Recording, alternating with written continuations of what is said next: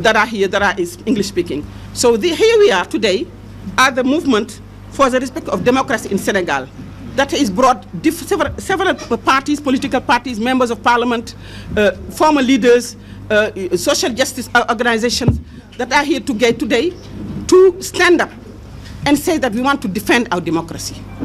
We want to defend our democracy because we are really outraged to see how our government and its allies are really violating the rights of the Senegalese people. Our young people have been organizing, fighting in the streets, standing up to say enough is enough.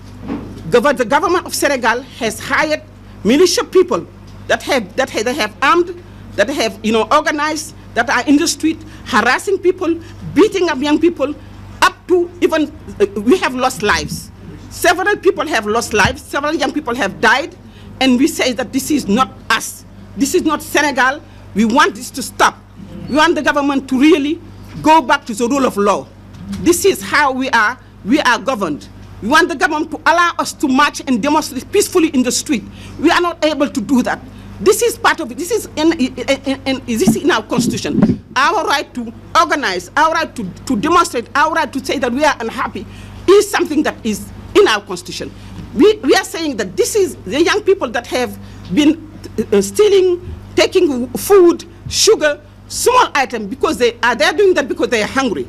The country is rich, but the people are poor. The people are poor because we have ill-conceived policies. We have a government that is a small minority of people that are taking all the wealth of the country and leaving the majority of the people in poverty in this array. This is what we want to say, and we are calling for 3 days of demonstration, peaceful demonstration, Monday, Tuesday, and Wednesday, where we're calling all mothers, all fathers, all young people, the whole Senegalese society to go out and tell Macky Sall, enough is enough. We want to stop. We want you to stop the violence. We want you to stop. We want to stop, really taking our democracy in your hands. We want our liberty and our freedom. Thank you very much.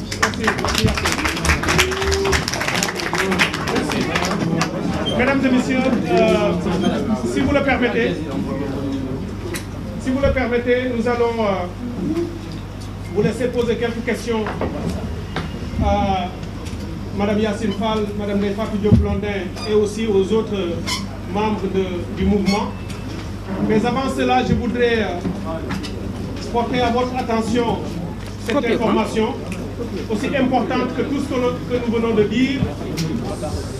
C'est que nous avons décidé, en plus de la saisine qui est déjà faite des Nations Unies et de la CEDEAO qui se sont exprimés, demander à la Cour pénale internationale de mobiliser tous les dispositifs qui existent dans cette Cour, de mettre en place un dispositif pour mener des enquêtes, pour venir voir ce qui se passe ici au Sénégal.